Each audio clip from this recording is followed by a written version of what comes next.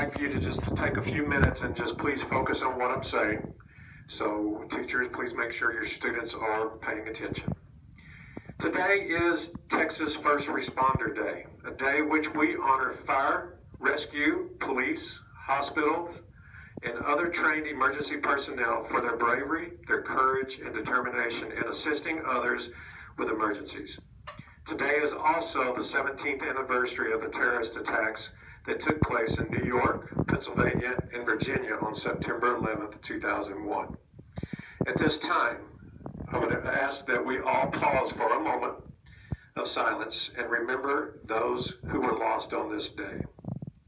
September 11th, 2001, 2 planes and 2 towers changed history and the way we live.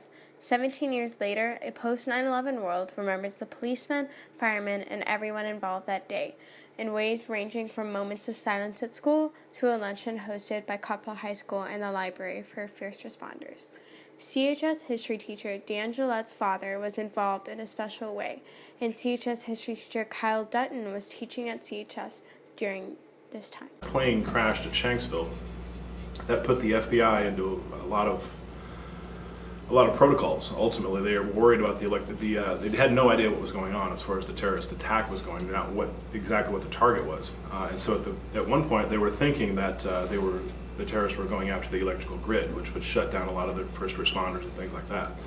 But during that happen, as soon as that explosion happened when the plane crashed, within about 10 minutes, according to my father, they had his house surrounded and had a digital net over his house, and so there was no phones going in or out, no internet access, nothing was actually allowed, and that stayed that way for about 48 hours almost.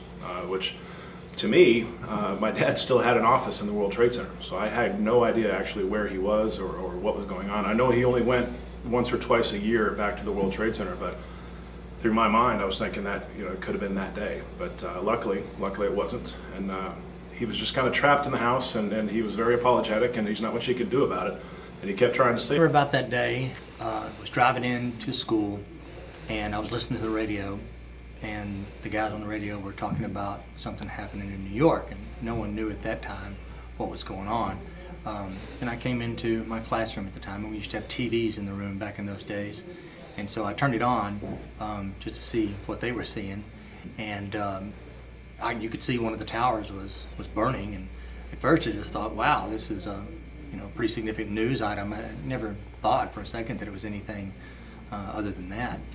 And then I turned it off, and then a little bit later I turned it back on, and probably just after the second plane had hit, and I left the TV on pretty much for the rest of the day.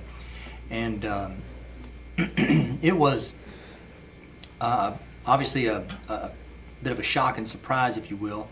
We'd experienced things in this country before, the 1993 attack in the bottom of the towers, and then the USS Cole and things like this, but this was the first one, of course, of this magnitude. And on top of that, we had a bomb scare on our own building, and then I don't think the two are related. We used to have a periodic rash of those things, but we had to evacuate the building. And one of the most striking things that I remember about that day, here we were in the shadow of one of the busiest airports in the world, and about the second or third busiest in the nation, and there wasn't a plane in the sky, and it was eerie.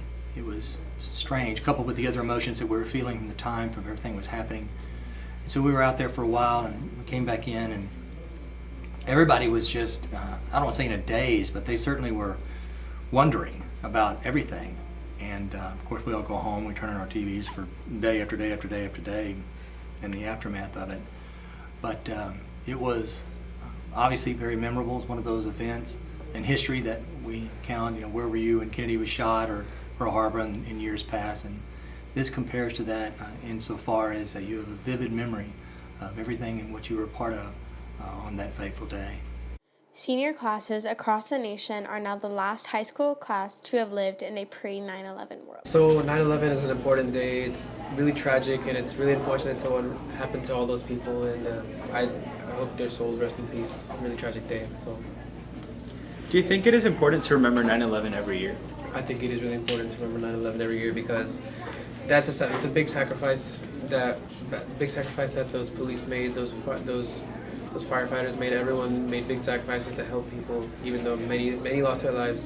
there were many heroes there too on that day, and it showed us that as a nation we can all unite for a common cause. How does 9/11 affect the community? So I think in the aftermath of 9/11, it kind of divided the community in a sense where people didn't know whether to believe in their religion or believe in and they believed like their religion caused war and stuff, and there was a big debate over that.